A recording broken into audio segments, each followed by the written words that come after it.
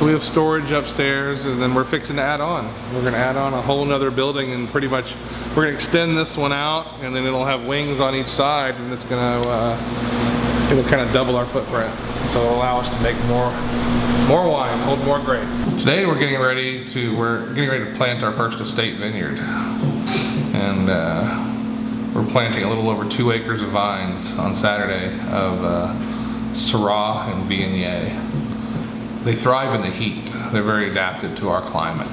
They do well, whereas some grapes don't like our heat, and they make for a kind of a flabby wine if they're not a heat tolerant grape.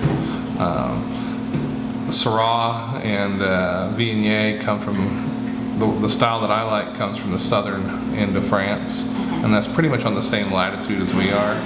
Southern France, northern Spain, northern Italy, Portugal.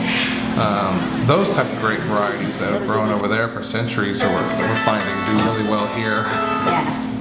I like the romance aspect of wine. I like growing it, making it, and I like drinking it. So, so I started buying, just like they have home brew kits, they have home wine kits, and so I started making wine at home and entered into some competitions, and then started winning gold medals, and said, all right, maybe I'm onto something here. So let's try this on a commercial scale. So I went out and made a deal with some growers to buy their grapes here in Texas, and took that fruit to a custom crush facility out in Brownfield, south of Lubbock, where they would actually, they let you basically use their facility to make wine, or they can make it for you. You basically, like, I brought my barrels, I brought my grapes, I picked my yeasts, I gave them my protocols of how I wanted it done, and they made the wine like they were my staff.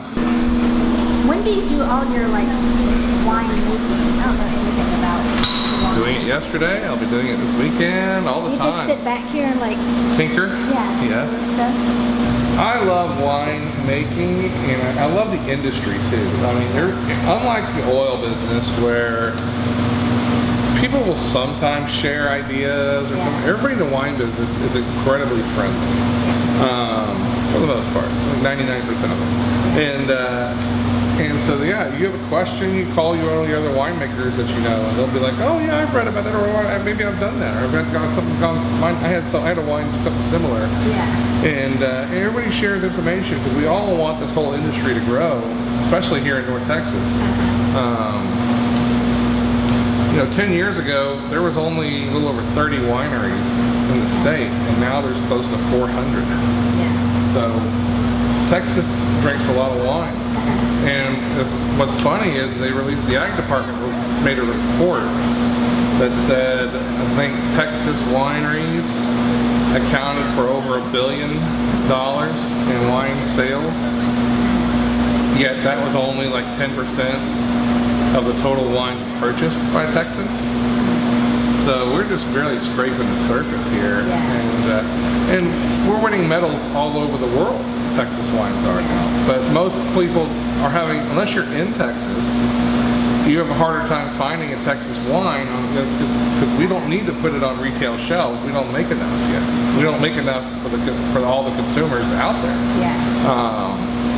Whereas California, they may make double of what they actually sell in the state. So the rest of that, imagine, that's a lot they sell. That's why the rest of it's going all over the country, and you can buy it anywhere. Texas is hard enough to find just in Texas. Maybe another 10 years. Hopefully not that long. We'll see. But it just depends on the winemakers and what their plans are. Most of the winemakers I know want to stay kind of small and boutique. We started out with 600 cases of wine. That's all I made in the first 2 years. And this year, with all the stuff we have in barrels, we're going to be on pace to double that. So we'll probably make about 1,200 cases out of our 2016 vintage. And eventually I want to get up to about 3,000 or 4,000 cases a year. And in the grand scheme of things, that's still not a lot. That's not enough to be going to all the Uniteds around, to be on every one of their shelves. Like, I might go to Market Street in Wichita Falls. It's a levy. But I won't have the inventory to be able to service like that as an account. Like, lot more wine than I do. And that's the thing, there's lots of great boutique winemakers out here. You just gotta go to festivals like the one we're having tomorrow, and that's the best way to find wines you like, is to go to festivals. We're going to one next month, at the end of next month, into April, a big one in Granbury, called the Granbury Wine Walk. And we'll do that one. And then after that, I don't know how many other festivals we're going to do. Probably some smaller ones. We'll do like Taste of Bridgeport, Decatur Swirl, stuff around here. And if Wichita has anything coming up in the fall, we're definitely going to do that. It's the hometown.